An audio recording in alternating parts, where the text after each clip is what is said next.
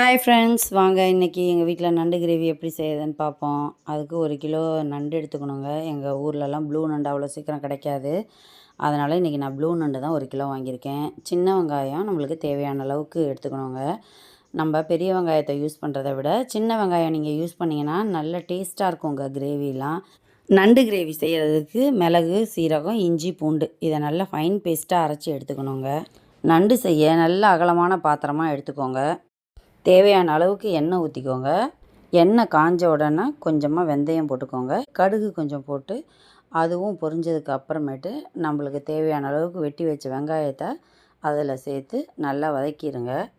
இந்த வெங்காயம் நல்லா வதங்கிறதுக்கு நம்ம கொஞ்சம் உப்பும் மஞ்சத்தூளும் சேர்த்து நம்ம வதக்கும்போது சீக்கிரமாக வெங்காயம் வதங்கிடுங்க. வெங்காயம் வதங்கினதுக்கப்புறமா தக்காளி சேர்த்துக்கோங்க. தக்காளியை நல்லா வதங்கிறதுக்கு வதக்கி விட்டு மூடி போட்டு வச்சிட்டிங்கனாலே நல்லா மசிஞ்சிரும்.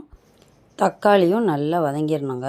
வதங்கினதுக்கப்புறம் நம்ம அரைச்சி வச்சுருக்கோம்ல, அதில் இஞ்சி, பூண்டு, மிளகு, சீரகம் அந்த பேஸ்ட்டை இதில் கலந்துக்கணுங்க.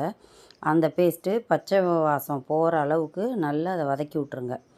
அது வதங்கினதுக்கு அப்புறமேட்டு நம்மளுக்கு தேவையான மிளகாத்தூள், மல்லித்தூள் சேர்ந்த தூள் தான் நான் அதை அரைச்சி வச்சுருக்கேன். அந்த தூள் தேவையான அளவுக்கு போட்டுக்கோங்க. எங்களுக்கு 2 ஸ்பூன் தேவைப்படும், அதனால் நான் 2 ஸ்பூன் போட்டுக்கிறேன். அதை இந்த எண்ணெயிலேயே போட்டு வதக்கும்போது அந்த பச்சை வாசம் இருக்காதுங்க. சீக்கிரமாக குக் பண்ணிடலாம். ஏற்கனவே நண்டு சீக்கிரமாகவே குக் ஆகிடும். அதனால் இப்போ நீங்கள் இந்த மாதிரி வதக்கிட்டிங்கன்னா ஒரு 1/4 மணி நேரத்துலேயே உங்களுக்கு நண்டு கிரேவி தயாராகிடும். நல்ல பச்சை வாசம் போகிற அளவுக்கு வதக்கிட்டு கொஞ்சமாக தண்ணி சேர்த்துக்கணுங்க. தண்ணி சேர்த்துட்டு நீங்கள் நண்டெல்லாம் ஆட் பண்ணிக்கோங்க. ஏன்னா நண்டில் ஃபுல்லாக இது படும்போது தான் உங்களுக்கு உப்பு, காரம் எல்லாம் ஏறும். அதனால் கொஞ்சமாக தேவையான அளவுக்கு தண்ணி சேர்த்து நல்லா பிரட்டிக்கோங்க. நம்ம வெட்டி வச்சுருக்க கருவேப்பிலை, கொத்தமல்லியையும் ஆட் பண்ணிக்கோங்க. இதுக்கப்புறம் நல்லா அதை ஒரு பிரட்டி விட்டுட்டு நீங்கள் நல்லா மூடி போட்டுருங்க. மூடி போட்டு நல்லா கொதிய விட்டிங்கன்னா ஒரு கொதி வந்ததுக்கு அப்புறமேட்டு அதை திறந்துட்டு நம்மளுக்கு தேவையான அளவு கொஞ்சமாக புளிக்கரைசலை நம்ம ஊற்றிக்கணுங்க. ஊற்றிட்டு திருப்பி நீங்கள் நல்லா மூடி போட்டு வேக வச்சுருங்க.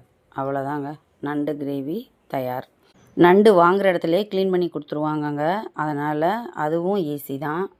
இங்கே நம்ம க்ளீன் பண்ணி ஒரு அலசிட்டோன்னா போதும். அதுவும் சிம்பிளாக முடிஞ்சிடும். கிரேவி செய்கிறதும் ஈஸி தான். ஒரு 1/4 மணி நேரத்துலேயே நண்டு கிரேவியை சூப்பராக செஞ்சு முடிச்சிடலாங்க. வீட்டில் உள்ளவங்களுக்கும் இந்த மாதிரியே நீங்கள் செஞ்சு கொடுங்க. நெக்ஸ்ட் வீடியோவில் பார்க்கலாம். பாய்.